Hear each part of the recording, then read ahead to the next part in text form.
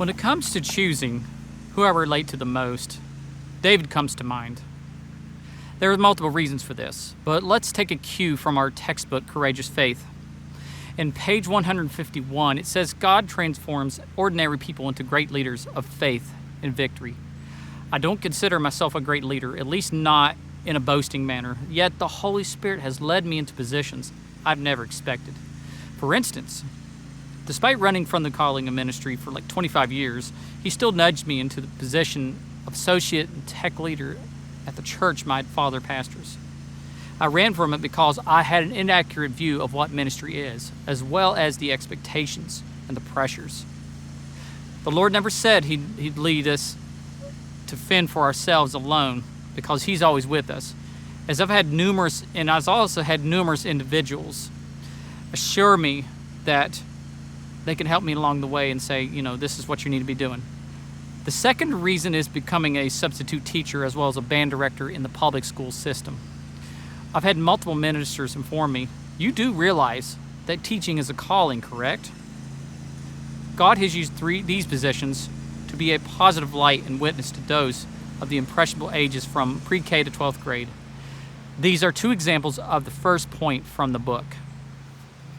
And also in page 153, the book talks about the enormity of Goliath, as David exclaimed that Goliath was too big to miss. There have been multiple obstacles in my life, and it seems like all of them were giants at some point. The good news is God is bigger than those giants. Through His power in having faith persevere, He has helped me stand through all life's obstacles, and even when my body shook from fight or flight at its sight. It reminds me of a sermon I wrote titled, Stand True at All, and I believe this is a testimony of this. And finally, in page 155, how many times have I experienced circumstances of people saying I'm too small to tackle situations, be it in size or ability? Maybe not as many as memory serves, but I've certainly felt inferiority a time or two. And even through this, I've been able to stand through those scenes, and possibly many would have failed under pressure, but God has allowed me to triumph. I remember one year at youth camp where I was tied to another person in an inflatable cage. The goal was to touch the flag on my end. However, the opponent kept pulling at my rope every time I get close to the flag, even though I don't think he touched the flag himself.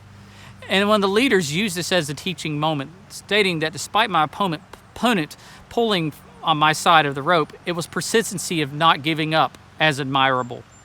I believe that's what has allowed me to survive physically and spiritually at this point in my life, even though I started later in ministry. Noted, it's never too late to be used for His glory, and God still uses me to this day.